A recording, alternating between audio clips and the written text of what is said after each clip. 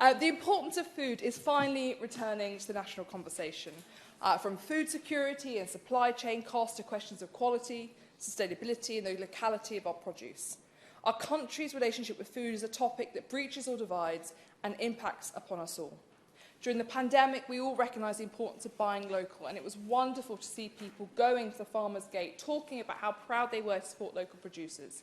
But we've seen that reduce of late as people have returned back to the mass marketplaces. More recently in the debate around food and the cost of living, there's been one constituency that's being consistently overlooked as we talk about how we support our constituents to get through the cost of living crisis. And I believe that those who are being underappreciated and under-discussed most are our farmers. They are the agricultural backbone of our nation, and they are under tremendous amount of pressure.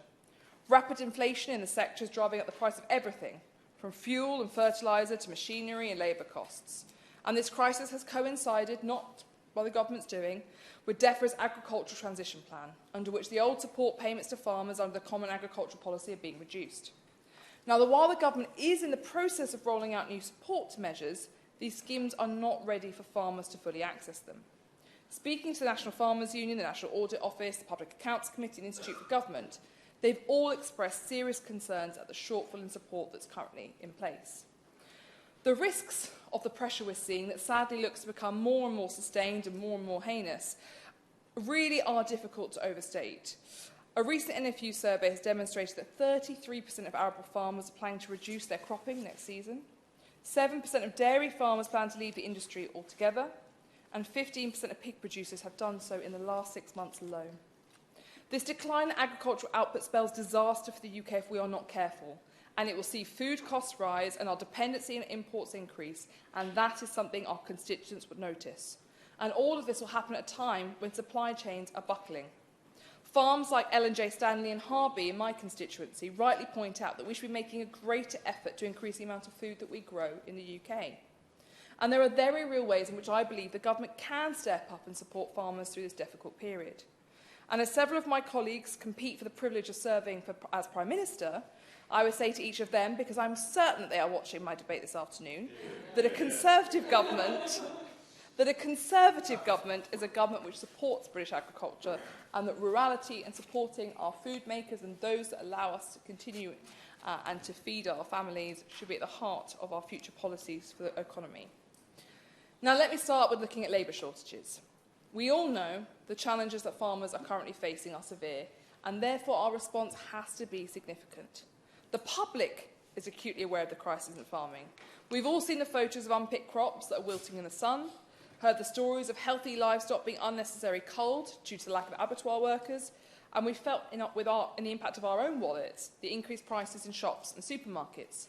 I think constituents are particularly concerned where they see things like Lurpak with security markers and buttons put on it, and people unable to afford it at prices of £8 or £9 just to buy some butter. A recent survey conducted by dairy giant Arla Foods, who also operate in my constituency of Melton Mowbray, found that 80% of farmers looking for workers have received very few or zero applications from people with the right experience or qualifications. Now, part of this goes back to when we all look back to our own education in schools. I don't remember anyone when they did their quiz at school looking at what job profession they should do when they get older, being a farmer. I don't remember a single person have that come out. So are our educationalists pushing people? I believe that even in my own constituency, when I look at neighbouring areas, whether it be Stamford or Peterborough or Corby or Nottingham or Leicester, you name it, I have 13 neighbours. It's a very busy neighbourhood. Even they would say that farming is not brought up as a legitimate career, when there's 460 square miles next door of Rutland and Melton offering amazing agricultural jobs. So we have to start at the very base looking at how we get people into this industry, because worker shortages are hammering farmers. In the dairy sector, milk volumes are down by around 3% now compared to last year, and according to Arla's survey, scarily high 11.9% of dairy farmers are considering leaving farming altogether if the situation doesn't improve.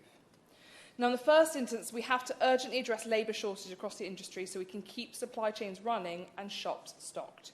Contrary to certain popular perceptions, agriculture is a highly innovative and technological sector, but many of these innovations are actually in their infancy, and what they can't do currently is address shortfall in labour, and they definitely can't do it when it is acute and when it is quick and when it is coming at them at great speed, in addition to the cost of increased costs all around them. So we have to ensure that open positions are added to the government shortage occupation list to broaden the labour pool and help keep farmers have their operations running. I would also urge the government to expand the seasonal agricultural worker scheme to satisfy the demand for labour and ensure that these seasonal visas cover work that needs to be done in the winter as well. For example, the production of Stilton within my constituency, that is where Stilton was created and invented, Little Dalby, and Long Clawson and other amazing creators like Tex and Tubbett. They need to have workers between October and December, which is not often when the government or civil servants might think of providing additional visas. The next area is rising costs. We are all struggling with inflation, but the NFU estimates that agricultural inflation stands at over 25%. The government's own agricultural price index shows that in the 12 months to April 2022, the price index for agricultural inputs increased by 28.4%. Now, I've spent the last few weeks speaking to farmers in my constituencies ahead of this debate, and one of the farmers represents IW Renner & Sons, which is one of our great farms in Normanton. He told me that his main concern was the impact inflation is having on the cost of fertiliser. Heavily linked to gas, fertiliser is an essential input related to crop yields, and rapid price increases have had a severe impact on output. Ammonium nitrate, a key component in fertiliser, cost £200 per tonne in January 2021, and it now costs £900 per tonne if you are lucky. This quadrupling of costs is pushing farmers to the brink, reducing product yields and quality, and forcing them to transfer some of the costs onto consumers. Additionally, the recent closure of CF Fertilisers Ince production site, which was once roughly responsible for about 50% of domestic fertiliser production, has exacerbated the problem. And the government's decision not to treat the facility as strategically important will have serious consequences for farming. The significant increase in costs and reduced availability of fertiliser will also likely reduce crop yields in UK farms in coming years, much to our detriment. And I know that many of my farmers are deciding not to grow any more bread wheat, but instead change to growing other types that require less fertiliser and are of less high quality. So the government can make a real difference on this. Farmers in Rutland, Melton, the Vale and Harbour villages want us to boost domestic fertiliser production and secure domestic supplies as a priority. But I also want to see us open our export markets to places like Jordan and Canada to broaden our farmers' opportunities and remove away from taking fertiliser from Eastern Europe, where we know for a long time it will continue to be a volatile market to be taking supplies from. And finally, they ask that we increase transparency in the fertiliser market by establishing a gas fertiliser index.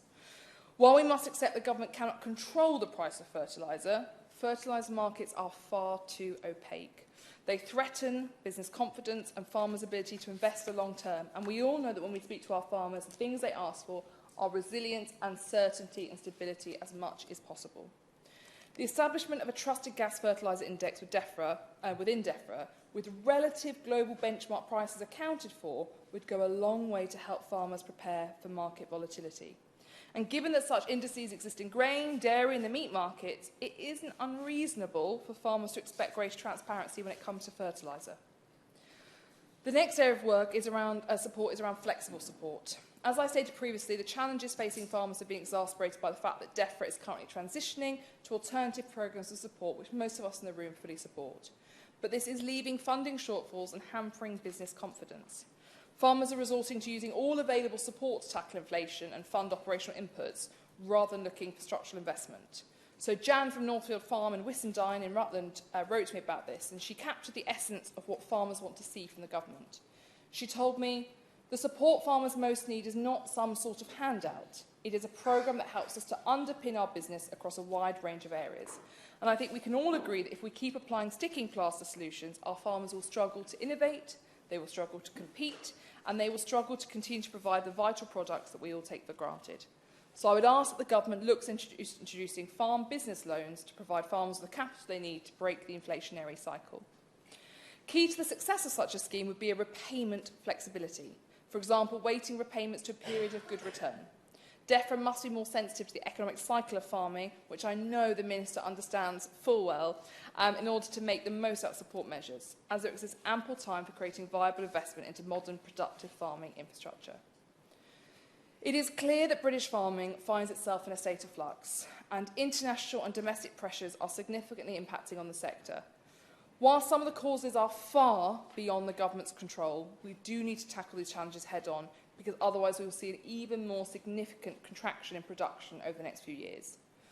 Several of the issues I've raised today, there are concrete steps the government can take and should be taking to support our farmers, because my farmers are united when I talk to them, whether they represent the most remote harbour village, or whether they're all the way up in the Vale providing milk, all the way down producing pig farms and livestock down in Rutland. We have to assist with labour schemes, we need to introduce a gas fertiliser index, and we need to create flexible loans to boost investment. These are the key asks from my farmers. And I believe, and I know the Minister feels strongly, that our farmers have stood by us over the last 2.5 years, a very difficult 2.5 years.